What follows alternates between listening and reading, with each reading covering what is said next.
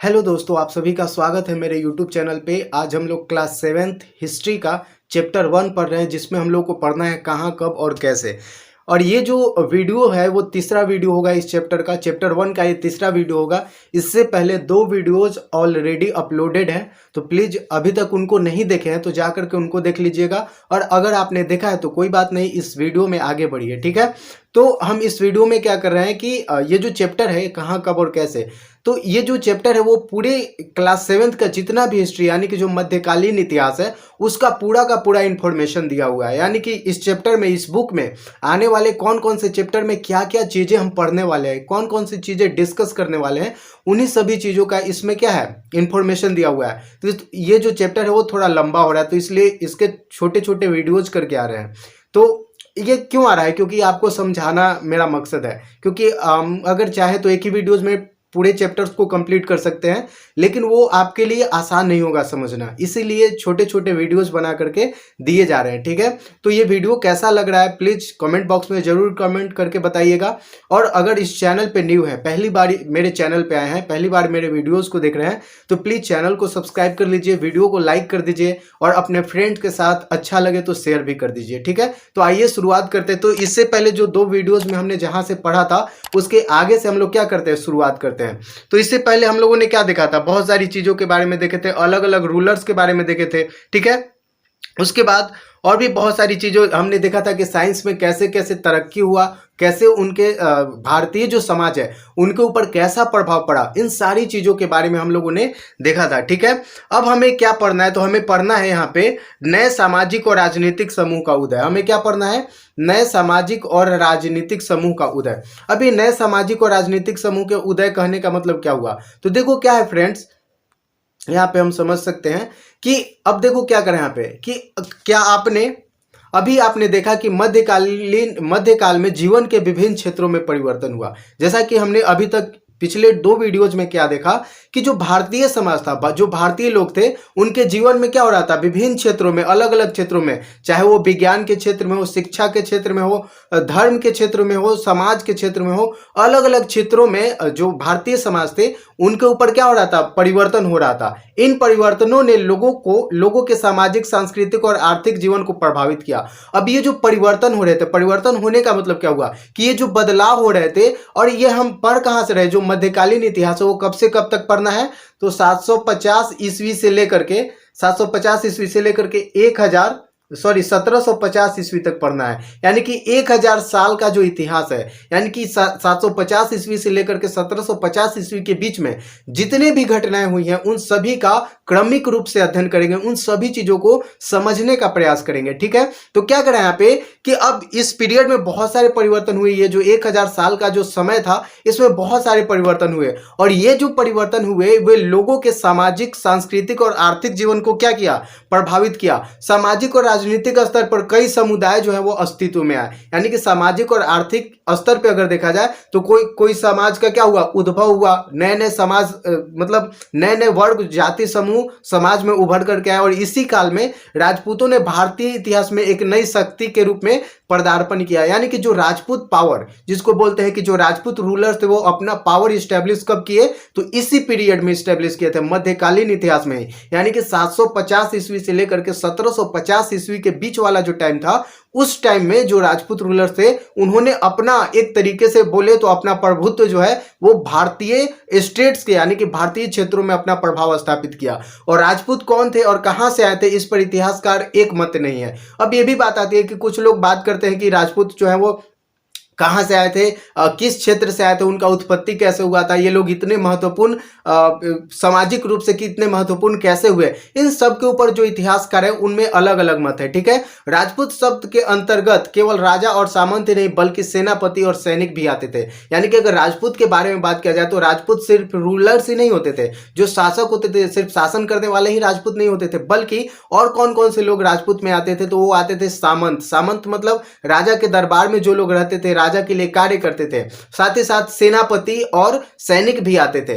एक अन्य क्या करा है कि एक अन्य समुदाय कवि और चारण का था, चारण का था। और क्या करा है कि जो राजाओं के पराक्रमण, उनकी दयालुता और विजय गाथाओं का गुणगान करता था। इस काल में जन्म लेने वाली अनेक जातियां सामाजिक क्षेत्र में भी सक्रिय हैं। यानी कि जो मध्यकालीन इतिहास में और भी अलग अलग जातियों का जो उद्भव हुआ वो आज भी महत्वपूर्ण है, ठीक है ना, वो आज भी मौजूद है। राजाओं के दरबार में मुख्यतः लिखने पढ़ने और पढ़ने का कार्य करने वाली जो कायस्थ जाति थे वो इसी काल में प्रकाश में आई। यानी कि जो कायस्थ जाति आज भी हमारे क्षेत्रों में देखने को मिल जाते हैं, वो उनका कार्य क्या होता था, तो इनका उद्भव कब हुआ था, तो मध्यकालीन इतिहास, मध्यकालीन भारत में हुआ था, मध्यकालीन समय में हुआ था, 750 से 1750 के बीच में हुआ था। और ये लोग क्या कार्य करते थे, तो ये लोग राजा के दरबार में मुख्यतः लिखने पढ़ने का, ऐसे बोल सकते हैं कि ये लोग लिखाई पढ़ाई का कार्य करते थे और जो हिसाब किताब होता था उनकी देखभाल करते थे, ठीक है, उसको मेंटेन करते थे। इसके अलावा सिख, जाट आदि समुदाय भी राजनीतिक दृष्टिकोण से क्या हुए, महत्वपूर्ण हुए। और क्या करा है कि इसी समय, यानी कि जो मध्यकालीन इतिहास था, मध्यकालीन जो समय था, इसी समय में बिहार में बहुत से जनजातीय समूहों का उद्भव हुआ, जिसमें चेरो राजवंश प्रमुख था। यानी कि अगर बात करिए तो पूरे विश्व के, पूरे देश की बात की जा रही थी। अगर पर्टिकुलरली अगर हम बिहार की बात करें तो बिहार में ये जो मध्यकालीन समय था, इस समय में बहुत सारी जनजातियों का उद्भव हुआ और वो अपने एक तरीके से देखा जाए तो राजनीतिक शक्ति के रूप में अपने आप को स्थापित किए। और उन्हीं में से एक था जिसका क्या नाम था, चेरो राजवंश था। कौन था, चेरो राजवंश। यानी कि चेरो एक समुदाय है, जनजातीय समुदाय है, इसका एक अलग राजवंश था, अपना एक प्रभावशाली, अपने आप को एक प्रभावशाली ऐसे वंश के रूप में एस्टेब्लिश किया। और चेरो का जो शासन चलता था वो कहाँ पे चलता था, तो ये चलता था शाहाबाद, सारण, चंपारण, मुजफ्फरपुर एवं पलामू जिलों में। ये शक्तिशाली राज्य की स्थापना किया इन्होंने। और चेरो ने लगभग 300 वर्षों तक इस क्षेत्र में शक्तिशाली राजवंश के रूप में बने रहे। यानी सोच के देखिए कि कितने वर्षों तक, लगभग 300 वर्षों तक इनके वंशावली, जो जितने भी वंश आए, इन्होंने बिहार के शाहाबाद, सारण, चंपारण, मुजफ्फरपुर एवं पलामू जिलों में शासन किया। और चैनपुर, जो कि शाहाबाद जिला पर बाघमल नामक चेरो सरदार का क्या था, कब्जा था, जिसके दो बेटे थे। कौन कौन, चांद और मुंड। और इस क्षेत्र के चंडेश्वरी और मुंडेश्वरी नामक मंदिरों की लोक कथाओं से जुड़े हुए हैं। तो ऐसा बोला जाता है कि चंड मुंड जो थे, इन्हीं लोगों ने, चंड ने चंडेश्वरी माता की मंदिर का निर्माण करवाया और मुंड ने मुंडेश्वरी माता का मंदिर का निर्माण करवाया, ऐसा माना जाता है, ठीक है। अब वही अगर बात किया जाए आर्थिक और सामाजिक परिवर्तन, तो आर्थिक और सामाजिक परिवर्तन क्या क्या हुए, तो देखो प्रौद्योगिकी में परिवर्तन के फलस्वरूप हम लोग जानते हैं कि प्रौद्योगिकी क्या होता है, कि साइंस की थ्योरी का यूज करके मानव के सहायता के लिए जो चीजें बनाई जाती है वो सब क्या कहलाता है, प्रौद्योगिकी कहलाता है। क्या कहलाता है, प्रौद्योगिकी कहलाता है। और क्या करा है कि आधुनिक और प्रौद्योगिकी में परिवर्तन के फलस्वरूप खेती योग्य भूमि की तलाश हो रही थी। अब जैसे जैसे प्रौद्योगिकी में परिवर्तन हो रहा था, प्रौद्योगिकी में परिवर्तन होने का मतलब क्या हुआ, अब जैसे देखो, सोच के देखो कि अगर मान लीजिए कहीं पे क्या मिला है, लोहा मिला है, ठीक है, अगर लोहा मिला है तो लोहे का उपयोग करके, अब प्रौद्योगिकी जैसे जैसे साइंस डेवलप हुआ तो लोहे को गलाने का और लोहे को अलग अलग चीजों में ढालने की टेक्निक आई। तो इससे क्या हुआ कि लोगों ने कुल्हाड़ी बनाना शुरू कर दिया, हंसिया, फावड़ा, बहुत सारे औजार बनाने शुरू कर दिए। अब क्या हुआ कि धीरे धीरे जनसंख्या भी विकसित हो रहा था, बढ़ रहा था। तो जनसंख्या को भोजन के लिए क्या चाहिए, भूमि चाहिए। क्यों चाहिए, क्योंकि भूमि पे ही क्या होगा, फसलों का उत्पादन होगा। तो ये लोग क्या करने लगे कि कृषि योग्य भूमि की तलाश करने लगे और जंगल काटे जा रहे थे। तो उस समय क्या हो रहा था, जंगलों की कटाई शुरू हो गई थी, क्योंकि जंगलों को ही काट करके लोग क्या बना सकते थे, कृषि योग्य भूमि बना सकते थे। अब जंगलों में रहने वाले वनवासियों को जंगल छोड़ना पड़ रहा था। कुछ वनवासी जंगलों को खेती योग्य भूमि बनाने में जुट गए, वे किसान बन गए और धीरे धीरे उनके जीवन में जटिलताएं आने लगी। किसानों का ये नया जो समूह बना, इस तरीके से वो जो नया समूह बना वो क्षेत्रीय बाजार, मुखियाओं, पुजारियों, मठों और मंदिरों से प्रभावित होने लगे। और इससे क्या हुआ कि किसानों के बीच सामाजिक और आर्थिक अंतर दिखाई पड़ने लगे।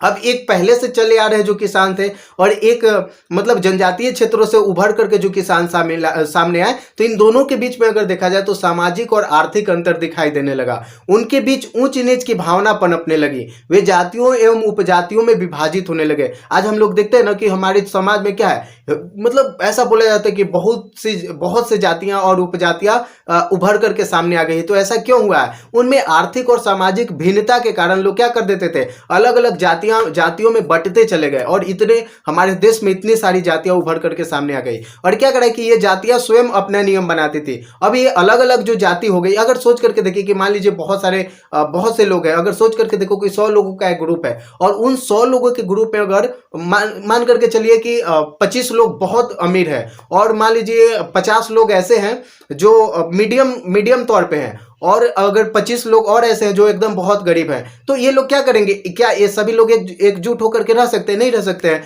जो 25 लोग इतने शक्तिशाली, इतने पावरफुल है, इतने उनके पास धन दौलत है, वो अपना ग्रुप बना लेंगे। तो सोच करके देखिए कि एक तरीके से ये वो जाति अपना जाति बना लिए।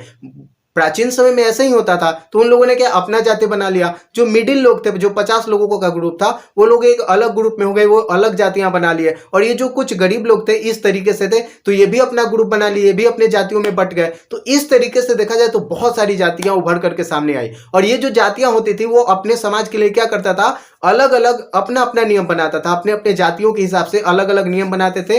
और ये जो नियम होते थे, अलग अलग जातियों के जो अपने अपने नियम होते थे, नियम कानून होते थे, उनका पालन कैसे कौन करवाता था? तो जो बड़े बुजुर्ग की एक सभा होती थी, यानी कि उस जाति में जो लोग बड़े बुजुर्ग होते थे उनकी एक सभा होती थी और यही लोग इन नियमों का पालन करवाते थे, जिसे इलाके में जाति पंचायत कहा जाता था। आज भी हमें हरियाणा में क्या है? खाप पंचायत देखने को मिलता है। खाप पंचायत क्या है कि लोगों का अलग अलग बिरादरी का अलग अलग खाप होता है और वो लोग अपने अपने बिरादरी में जो नियम कानून है, पहले से चली आ रही जो नियम कानून है, उसको पालन करवाते हैं। तो ये एक तरीके से देखा जाए तो डेमोक्रेटिक कंट्री में ऐसा नहीं होना चाहिए। सबको समान अधिकार है, कोई भी व्यक्ति कुछ भी कर सकता है, मतलब अपने दायरे में रह करके, संविधान के दायरे में रह करके को अपना कार्य करने के लिए क्या है? स्वतंत्र है। लेकिन ये जो जातियां हैं वो क्या करते हैं? उनके ऊपर रेस्ट्रिक्शंस लगाती हैं। बहुत सारी चीजों में ऐसा देखा जाता है। तो क्या करा है कि ये ऐसी जातियां होती थी। अब देखो, अब हमें क्या पढ़ना है? ऐतिहासिक स्रोत। तो ऐतिहासिक स्रोत को हम लोग क्या करेंगे? नेक्स्ट वीडियो में देखेंगे, ठीक है। ऐतिहासिक स्रोत जो है उसको आने वाला जो नेक्स्ट वीडियो होगा उसमें ऐतिहासिक स्रोत के बारे में पढ़ेंगे। तो इस वीडियो में इतना ही रहने देते हैं, तो मिलते हैं नेक्स्ट वीडियो में। तब तक के लिए धन्यवाद। और अगर चैनल को अभी तक सब्सक्राइब नहीं किया तो प्लीज चैनल को सब्सक्राइब कर दीजिए, वीडियो को लाइक कर दीजिए और आपको ये जो वीडियोज हैं वो कैसे लग रहे हैं इसके बारे में कमेंट बॉक्स में कमेंट करके जरूर बताइएगा, ठीक है। तो मिलते हैं नेक्स्ट वीडियो में, तब तक के लिए धन्यवाद। Take care.